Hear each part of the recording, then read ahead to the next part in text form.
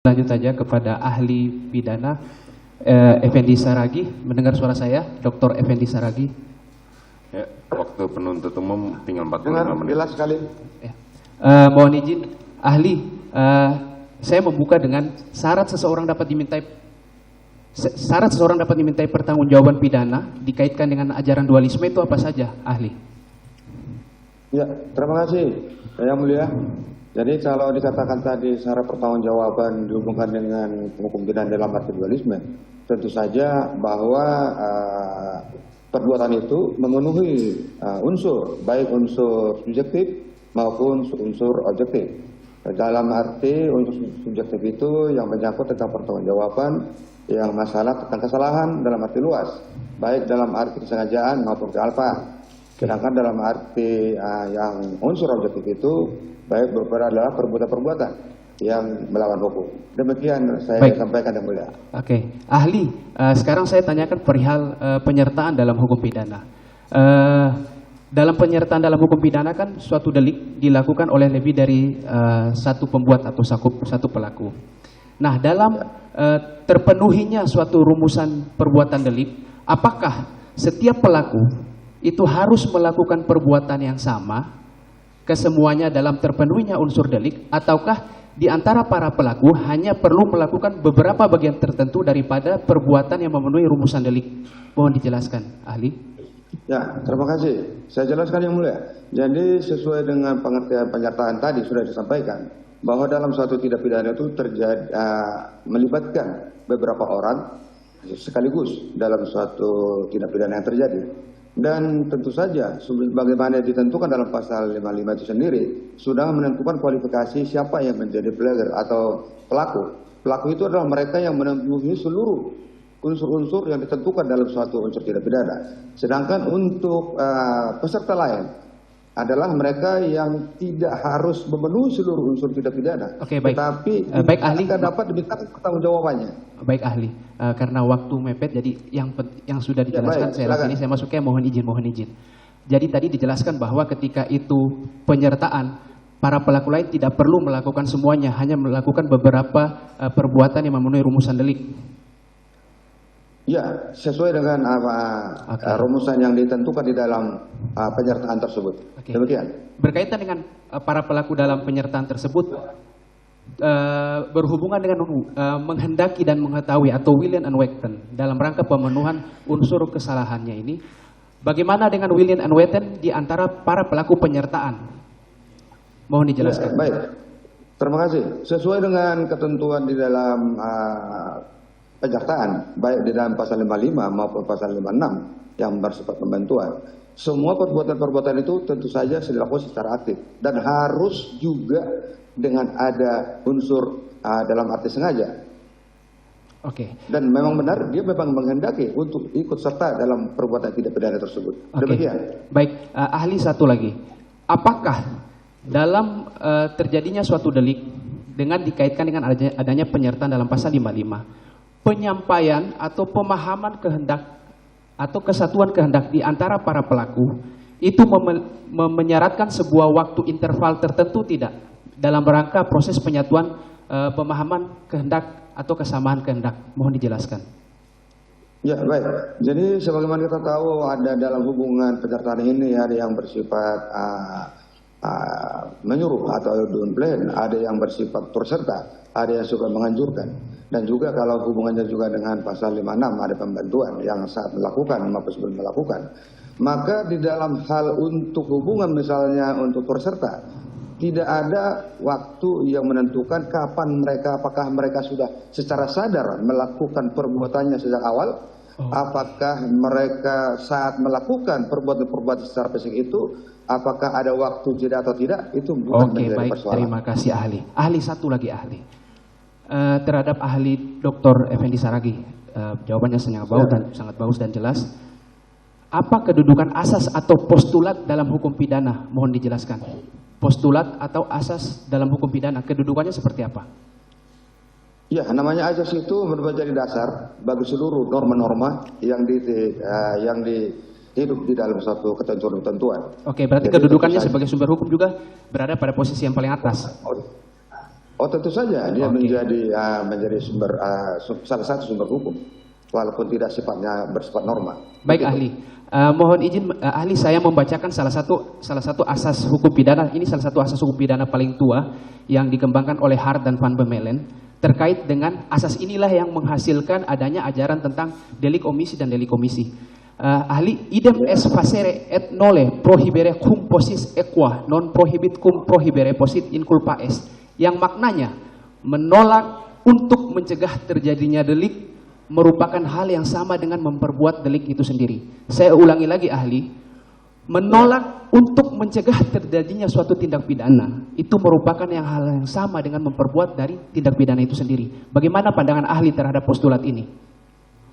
Ya, terima kasih. Ya, memang sebagaimana tadi disampaikan juga oleh Bapak sendiri, bahwa memang di dalam tindak pidana itu ada yang bersifat aktif maupun yang pasif, yang berbuat maupun tidak berbuat. Tidak berbuat juga merupakan tindak pidana apabila merugikan orang lain, maupun merugikan ketertiban, maupun kerugian negara yang menjadi salah satu yang menjadi hal yang dilindungi oleh hukum pidana. Demikian. Oke, baik. Selanjutnya saya bergeser kepada ahli pidana Pak Alpisari. Tadi Pak Alpisari akan dihadirkan terkait dengan untuk menjelaskan perihal 340 dan 338. Pak Alpisari, saya tanyakan, salah satu rumusan delik pada pasal pembunuhan berencana 340 yang membedakan dengan pembunuhan biasa 380 adalah unsur dengan terencana terlebih dahulu.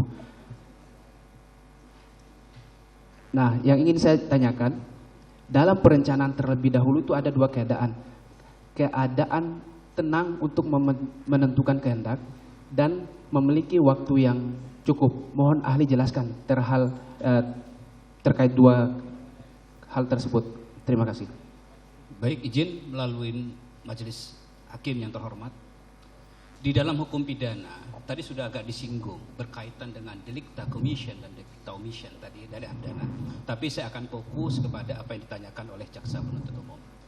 Pertama, di dalam hukum pidana itu yang perlu kita pahamin adalah apa yang dinamakan dengan Tatbestand, namanya. Perbuatan yang mencocokin rumusan delik. Bukan itu saja, tetapi ada yang dinamakan dengan wesenstal, maksud dari rumusan delik itu sendiri. Di dalam hukum pidana, yang harus terfaktakan itu adalah bestanddeldelich. Bestanddeldelich inilah apa yang dinamakan dengan perbuatan yang dapat dipidana, atau diistilahkan dengan strafbaar feit van de feit namanya, atau sering kita katakan sebagai objektif onschrecklement. Di dalam pasal 380 objektif onschrecklementnya 340 mohon maaf karena saking semangatnya dimaksud. 340 sebagai bestanddeldeliknya itu adalah merampas nyawa. Di situ bestanddeldeliknya itu adalah merampas nyawa. Nah, kemudian di situ ada unsur berkaitan juga tadi aliran dualistis dalam hukum pidana itu, yang membedakan 338 dengan 340 itu. Kalau kita lihat dari objektif onschrecklementnya, sama-sama merampas nyawa orang lain. Namun untuk mengkualifikasi berkaitan dengan pembunuhan biasa dengan pembunuhan berencana, kita akan melihat berkaitan dengan unsur yang dinamakan dengan subjektif onschrecklementnya. Di mana di situ? Maka kita akan melihat berkaitan, karena dalam hukum pidana itu tadi nanti kaitannya dengan kesalahan itu ya, kesalahan. Nah, kesalahan itu harus kita maknai secara deskriptif normatif. Ini yang dikemukakan oleh Pompe. Dan ini di dalam praktek pengadilan, kesalahan secara deskriptif normatif ini menjadi praktek di dalam, karena akan gampang untuk melihat berkaitan dengan kesalahan. Karena itu kesalahan itu dimaknai sebagai willess and return. Mengetahui dan menghendaki. Yang itu melekat di mana? Dia akan melekat di dalam actus reusnya. Maka untuk memfaktakan itu akan kita lihat di dalam bentuk actus reusnya di situ. Secara diskriminatif apa yang dimaksud di dalam rumusan delik. Atau sering dikatakan oleh Prof. Mulyatno itu diistilahkan dengan norm perkraring namanya. Atau norma, ya, pelanggaran norma. Yang dimaksud di dalam rumusan delik itu. Di situ, ya, karena ada unsur sengaja dan direncanakan.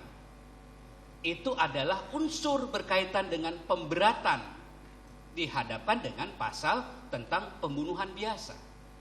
Maka di dalam hukum pidana itu ada beberapa corak delik, corak dolus. Maka yang saya katakan bahwa pembunuhan pembunuhan yang direncanakan, ada unsur sengaja dan direncanakan itu adalah dolus premeditatus namanya.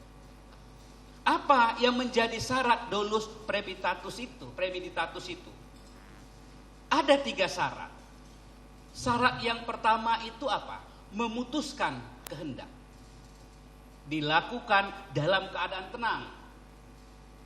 Kemudian ada waktu antara memutuskan kehendak dengan pelaksanaan kehendak.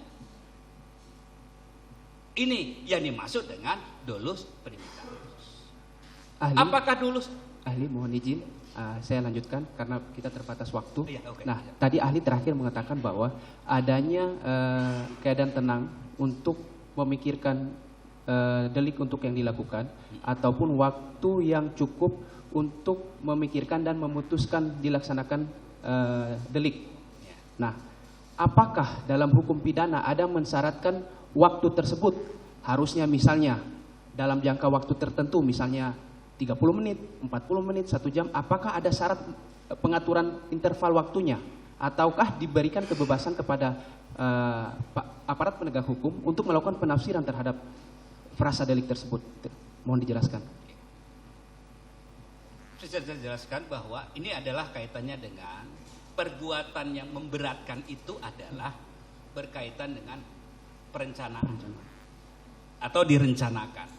Nah, berkaitan dengan waktu yang tenang itu adalah, ya, karena di sana kan adalah menyangkut masalah pemberatan. Berarti apa?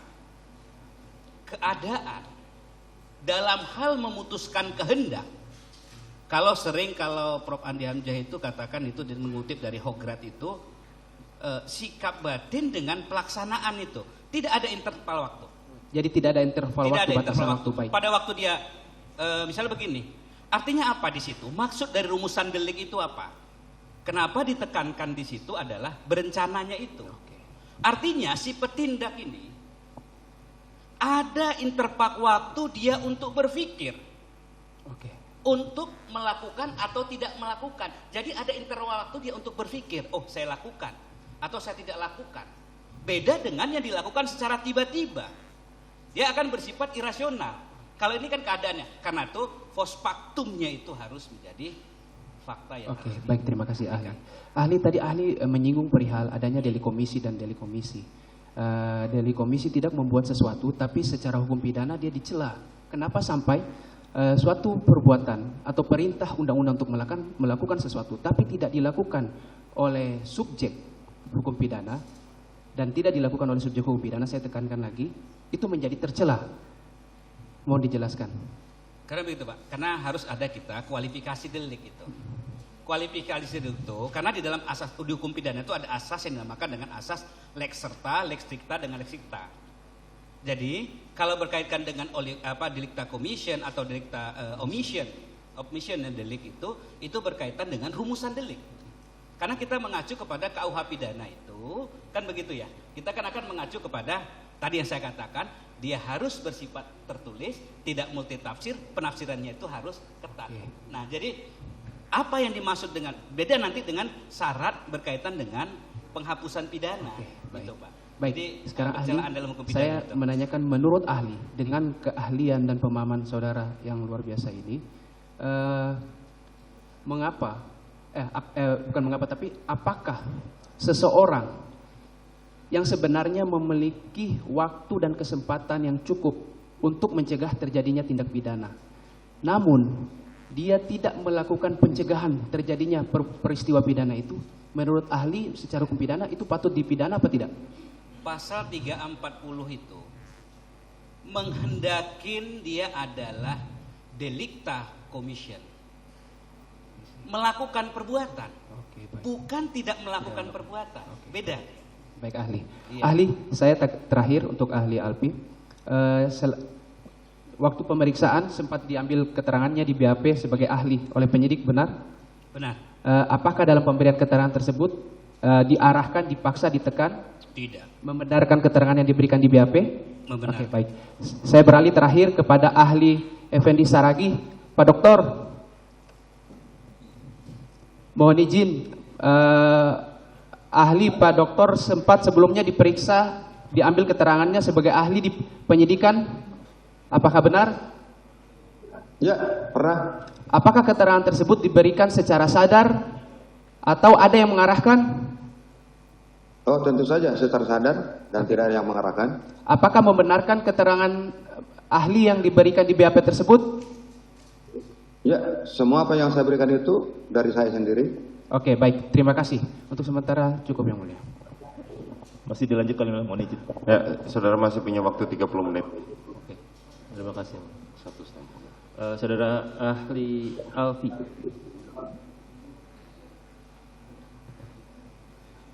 Ya.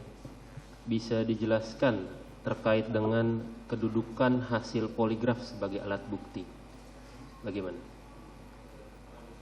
Alat lie detector atau poligraf, Anda tahu? Sebagai alat bukti atau tidak? Atau itu masuk ke dalam keterangan ahli atau sebagai keterangan surat, sebagai surat? Berarti kaitannya dengan 184. Ke mic ya. Berarti kaitannya dengan kalau ahli berpendapat itu berkaitan dengan petunjuk. Keras. Itu berkaitan dengan bukti petunjuk. Bukti petunjuk. Petunjuk ya. Bukti petunjuk itu apanya? Keterangan ahlinya kan? Karena keterangan poligraf kan itu ada pendeteksian. Setelah itu ada hasilnya keluar berupa surat. Iya. Kemudian surat itu diserahkan menjadi bukti di persidangan. Kemudian ahli yang melakukan poligraf itu diperiksa sebagai ahli. Nah, dalam konteks itu masuk ke dalam apa? Kalau dalam konteks itu kan begitu. Kita mengacu kepada 184 itu kan dalam KUHP itu sendiri. Berkaitan dengan apa yang dimaksud dengan apa tadi ya poligraf dan lain Poligraf, sebagainya.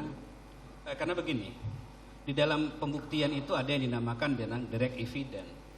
Kemudian ada yang dikatakan juga circumstantial evidence. Kan begitu ya.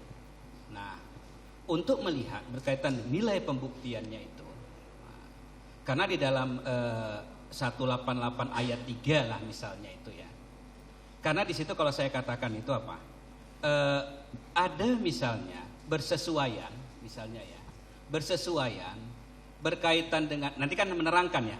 Ya poligraf itu kan menggambarkan berkaitan dengan apakah itu perbuatan misalnya kan? Keterangannya atau jujur kejadian, atau tidak? atau keadaan. Ya.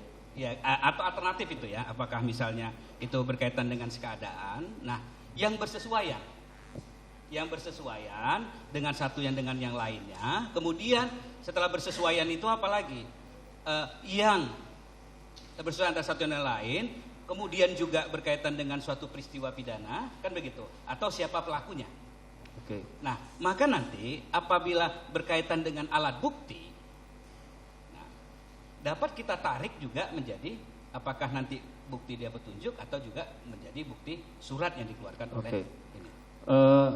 Dari konteks Undang-Undang ITE, ini apakah alat poligraf itu masuk ke dalam sistem elektronik dan hasilnya itu bisa menjadi informasi elektronik yang menjadi Apa yang elektronik? tidak ada dalam dakwaan jangan ditanyakan. Bukan, Iya, kekuatan itu alat tidak bukti kaitan yang mulia. dengan- Kekuatan Ya, alat tapi bukti kalau poligraf. dikaitkan dengan undang-undang elektronik, ITE tidak ada itunya. Oh, baik. Karena terdakwa hanya didakwa 340 dan 338.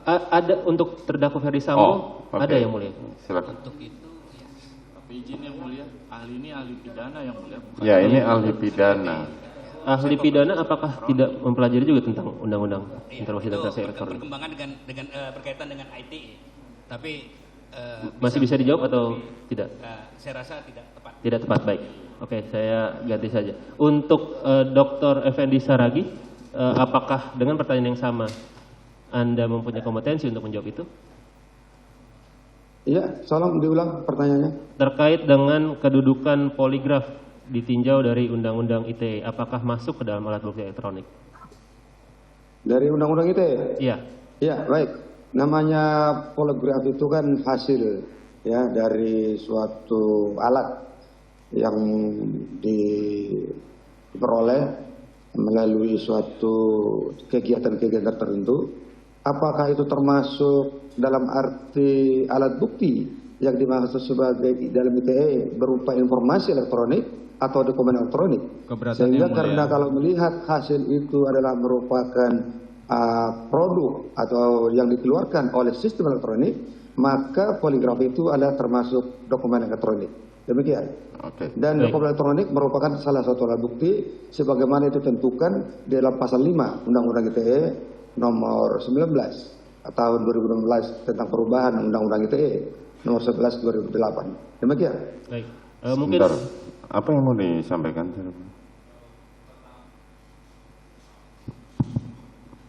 Pertama, perlu diperjelas apakah ahli adalah ahli pidana material atau ahli pidana yang juga termasuk formil. Itu yang pertama yang mulia, karena ini terkait dengan hukum pidana formil. Yang kedua, kami hanya ingin tegaskan keterangan tentang kekuatan alat bukti di Undang-Undang ITE itu tidak berlaku untuk klien kami, Bu Putri, karena ya, nanti didakwa sebentar, ITE. penasihat hukum. Keberatan kedua akan saya tolak, dan yang pertama ini mau formil atau material ahli yang saudara hadirkan. Kalau formil silakan tanyakan pidana, karena kebanyakan terdakwa yang di sini didakwa dengan 340 dan 338 kecuali terdakwa Ferdi Sambo. Siap. Jadi silahkan langsung aja yang baik, saya pertanyaan yang lain yang mulia. Terkait dengan tadi ke Pak Alfi lagi ya. Tadi Anda menjelaskan delik omisi, tapi ada satu delik lagi, delik komisionis per omissionen komisa, atau delik yang berupa pelanggaran larangan. Itu bisa jelaskan? Pelanggaran dengan, karena kualifikasi delik ya Pak ya. Iya. Jadi ada delik delikta omission dengan delikta commission. Delikta omission itu adalah tidak melakukan yang seharusnya dia lakukan. Nah, Kan begitu. pakai mic. Tidak melakukan yang seharusnya dia lakukan. Nah, kemudian ada delikta delikta commission, melakukan suatu perbuatan yang perbuatan itu dilarang oleh rumusan delik hukum pidana itu sendiri. Kalau delikta per commissionis itu ini adalah kan begitu ya. Tadi yang digambarkan oleh jaksa penuntut umum berkaitan dengan adanya suatu pelanggaran, kan begitu. Ada suatu keharusan untuk berbuat tapi tidak keharusan berbuat. untuk melakukan suatu perbuatan itu. Oke. Saya ingin bertanya terkait dengan kapan seseorang dari hukum pidana, kapan seseorang itu disematkan status sebagai korban. Apakah harus melalui proses pidana dulu, atau sebelum adanya proses pidana, atau sudah ada proses pidana tapi dihentikan, itu bisa dikatakan sebagai korban?